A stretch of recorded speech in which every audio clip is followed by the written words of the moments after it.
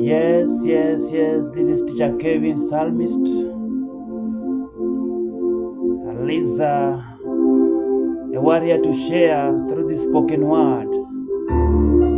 Tumekuja realize that the situation men wanajipata ndani, and then badala ya kuinua Christ ama kulift Mwokozi, unapata they are lifting those shida ambazo wako ndani. The Bible says that na Musa aka lift up the snake jangwani. Haikujalisha hali mzee alikuwa, but what the Bible says ati kila aliye lift his eyes on that pole ali receive healing. Ni sawa basi, lakini ukisoma John 3:14 inasema na tumuinue Christ jinsi Musa alivyomuinua nyoka wa shaba. Dunia imechange to an extent, watu wanalift shida zao kuliko Mwokozi. You can imagine mzee anawalift masongo wa dunia hii, lakini yule mwenye the Bible inasema ni wa vyote, dunia imemkanyagia chini.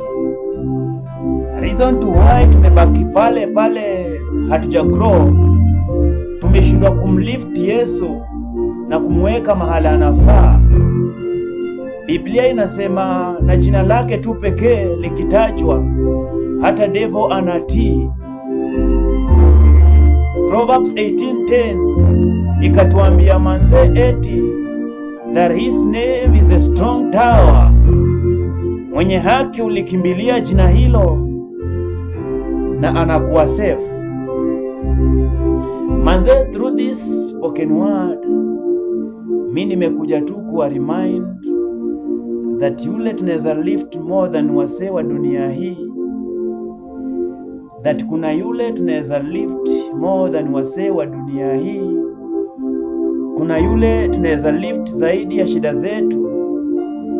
Kuna yule tunaweza inua more than kazi zetu.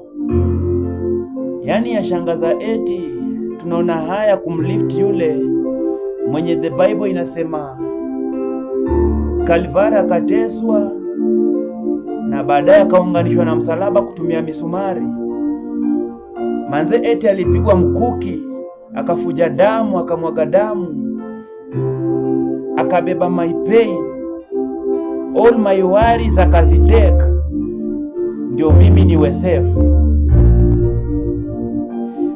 Before it's too late, mimi naweza kuambia wewe unaisikiza hii, tunaweza decide kumlift huyu Mwokozi. Tunaweza decide ya kwamba iwe ni yeye ambaye tutapewa first priority kuinuliwa, so that hata sisi pia